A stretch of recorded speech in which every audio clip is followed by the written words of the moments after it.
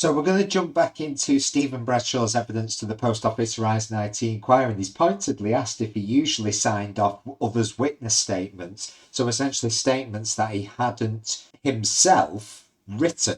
And he says it does strike him as unusual and that it might have only happened once or twice, but previously he's told us that this statement could have been used in case after case after case after case. So even if you only sign something off once and it's used many times, that has the potential to have a drastic impact on many cases, such as the ones we saw referenced in his witness statement that are case studies at the Post Office Horizon IT inquiry. So did he raise any issues with what he was being asked to do with the witness statements?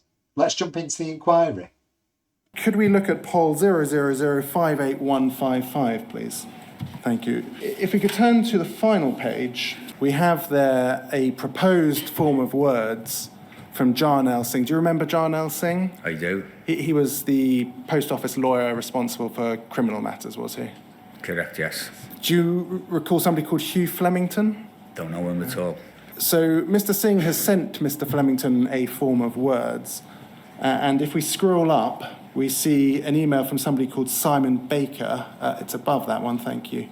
Do you recall somebody called Simon Baker? I don't know Simon Baker. No? So he says, Alana, please can help us craft our message around the second site review. We need to combat the assertion that the review is acknowledgement that there is a problem with Horizon. Jarnail has drafted some words below. Do they strike the right tone? So obviously they've received the draft of the second site report based on the subject here, and they want to get out ahead of it and almost get the story in order to say there's not an issue with Horizon. Presumably that the draft actually does highlight problems with Horizon at this point. So that's kind of a tacit admission that at least somebody has come in and reviewed Horizon by this point in 2012, and actually they think, well, at least the Post Office think there's some kind of story to combat in relation to issues with Horizon, which likely suggests that it does raise issues with Horizon. And if we scroll up, we have an email from Ronan Kelleher, who is the head of PR and media at the Post Office at the time. Do you remember Alwyn Lyons, who's copied in there? Don't know where, no. Alwyn Lyons was the company secretary. Susan Crichton. I remember Susan Crichton. She was the general counsel. General counsel, yes. Mr. Flemington, I believe, was a lawyer. You don't recall him? No. And Ronan Kelleher says as follows. He says, as this message will most probably find its way into the media, we do need to get the message across from the start that we continue to have full confidence in the robustness of the Horizon system, and then reinforce it. So I suggest tweaking the proposed wording from Jarnail. Now I'll go through this form of words and I'll highlight to you the additional words that were added by the head of PR at the Post Office. It says, after a number of meetings between the Post Office management and members of Parliament in relation to the court cases, it was agreed that the Post Office would undertake an external review of the cases which had been raised by the members' constituents. Now, it's the next sentence that has been added by Mr. Kelleher. As the Post Office continues to have absolute confidence in the robustness and integrity of its Horizon system and its branch accounting processes, it has had no hesitation in agreeing to an external review of these few individual cases. Next paragraph, in order to provide assurance to the interested parties, it was proposed that the review be undertaken by independent auditors second sight. The review will be specifically restricted to the cases raised by the members of Parliament, as well as reviewing the accounting procedures, processes, and reconciliations undertaken in relation to the cases in question. I mean, just a point there to make that if you have absolute confidence in the robustness and integrity of the Horizon system, or any system to be honest, would you feel that it needed to be specifically restricted to cases raised by MPs?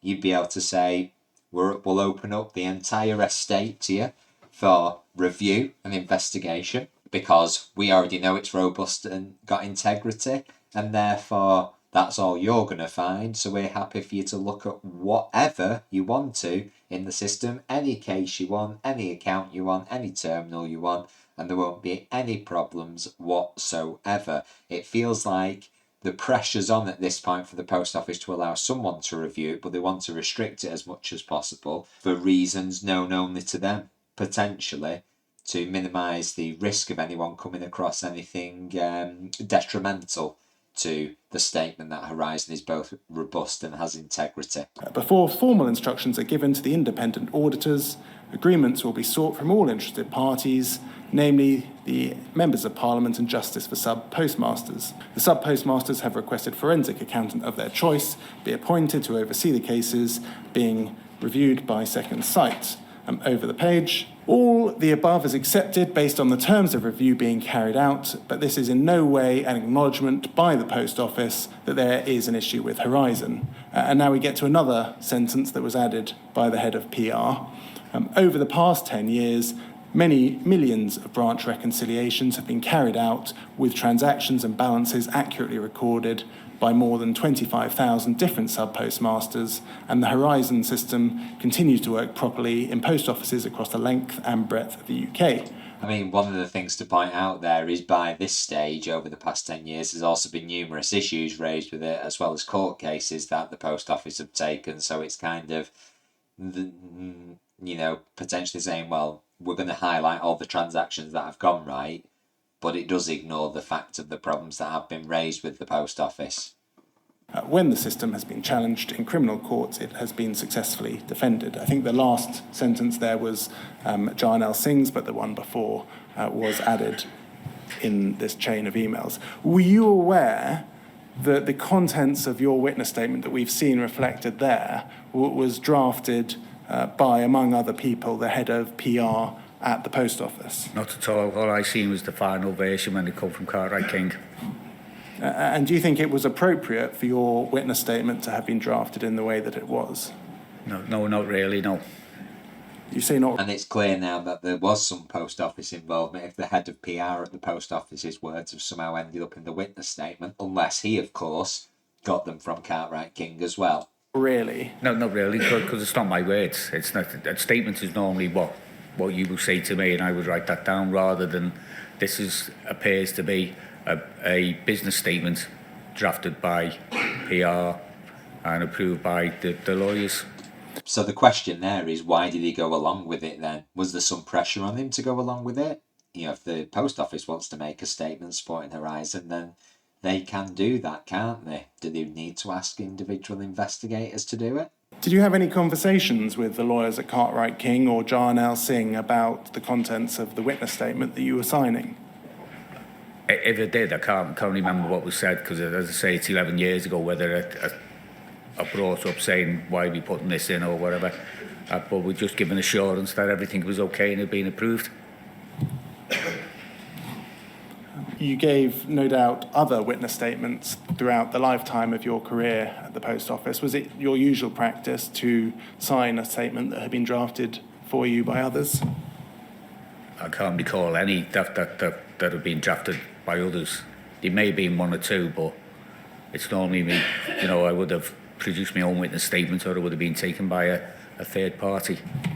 But previously he has said that this form of wording has been submitted many times, so even if you've only done one or two, if it's been submitted for every case, then it's impacting a lot more than one or two cases. In those circumstances, did this not stand out to you as somewhat unusual? As I say, yes, and then if it was queried, the assurance was it's come from the lawyers and everything is fine with it. Do you remember any conversation you had querying it? I can't at all.